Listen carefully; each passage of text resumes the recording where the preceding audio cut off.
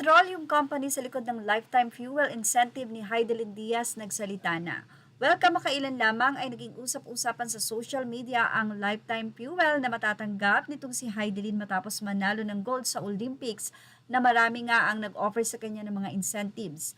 At dahil nga sa taas ng gasolina na ngayon, mukhang na-recall ito ng mga Pinoy na napasana all na nga lang daw kay Heidelin. Dahil tila mas ma-enjoy daw ngayon ng atleta ang nasabi nga pong incentives na ibinigay na ito ng isang petroleum company. Pero Heidelin Diaz manager says lifetime free fuel incentive for her historic Olympic gold is drawing. Ito nga ang sinabi ni Noel Ferrer, na drawing nga lang daw ang nasabing incentives na ibinigay ng isang petroleum company kay Heidelin at hindi nga daw ito inabot or nagiging lifetime. Mula sa manager ni Heidelin na si Noel Ferrer, sinabi niyang Heidelin told me that she received fuel support for the first 2 years after her win.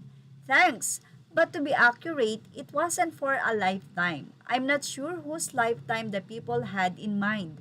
Sana matuto tayong bigyan ng importansya, hindi lang ang mga salita at pangakong binitawan kundi ang pagpapahalaga sa mga atletang naghatid ng karangalan sa bansa. Ibig lang sigurong sabihin dito ng manager ni Heidelin na si Noel Ferrer, wag tayong mangangako hanggat hindi natin ito kayang tuparin. Dahil nga nagba-viral na ito sa social media at marami na nga nagsasabi na drawing ang petroleum company na ito, ay nagbigay na nga sila ng pahayag hinggil sa incentives na 2 years lang daw na natanggap ni Heidelin. Mula sa Facebook post ng Phoenix Company, narito po ang kanilang naging official statement. Phoenix Petroleum has always held our athletes in the highest regard and remains proud to have supported them through the years. As early as 2018, we organized donation drives in support of our athletes' pursuit of the country's first Olympic gold medal in 2019 when Heidelin Diaz was still striving toward that dream. We responded to her call for support and provided her with an allowance in 2021. Heidelin, the very athlete we chose to support, fulfilled our goal of winning the first Olympic gold medal for the country. Hence, we were honored to turn over our cash donations of 5 million pesos to her and 3 million pesos each to silver medalist Carlo Paalam and Nesty Petesio, and 1 million pesos to bronze medalist Yumir Marshall. We also immediately provided them with their first year of fuel donations. As the sole gold medalist, Heidelin Diaz was awarded with a free fuel for life donation, while the rest enjoyed their respective allocations for a lifetime.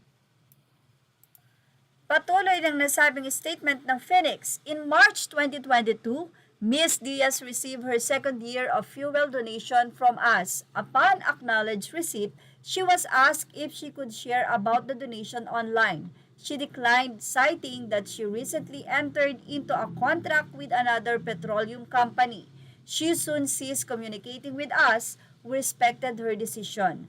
We fulfilled our commitments, as with many corporate donations. Such arrangements are guided by conditions, including brand alignment.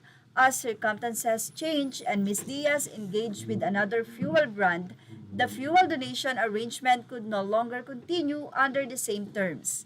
It is therefore puzzling that 5 years later, this matter has resurfaced online amid discussions about rising fuel prices, leading to misleading narratives and unfair criticism directed at Phoenix Petroleum. Despite the support we extended in good faith, the company is being unjustly vilified. We are also disappointed that this matter was raised publicly by her manager before any direct communication or clarification with us. Had they reached out first, it could have been clarified privately and amicably. Phoenix Petroleum remains proud of the role we played in supporting our athletes during an important chapter of their journey. Lastly, our respect for Heidelin Diaz and all Filipino athletes remains steadfast, and we are one with Filipinos in enduring the current difficulties we all face. Anyway, narito po ang nasabing full message o pahayag ni Noel Ferrer ang manager ni Heidelin. Phoenix Petroleum made a promise public in 2021 when Heidelin won the country's first ever gold medal in the Olympics. The lifetime fuel incentive was their announcement, their commitment, not hearsay. In the art card press release, there were no conditions whatsoever. It was presented purely as an incentive. Netizen resurfaced it recently. Heidelin told me that she received fuel support for the first 2 years after her win. Thanks, but to be accurate, it wasn't for a lifetime. I'm not sure whose lifetime the people had in mind. Sana matuto tayong bigyan ng importansya hindi lang ang mga salita at pangakong binitawan, kundi ang pagpapahalaga sa mga atletang naghatid ng karangalan sa bansa. Sadly, this is also symptomatic of how we regard athletes who are no longer in the limelight even when they continue to contribute to sports and to the country. May these tough times bring out the best in us and the honesty to much public pronouncement. Sa pagsasabi ng Phoenix na nagbago ng brand, itong si Heidelin at syempre dahil mayroon na siyang panibagong ipinopromote na fuel company, kaya naman na-stop na rin ang nasabing incentives na yon. Well, parang may point naman din po ang Phoenix.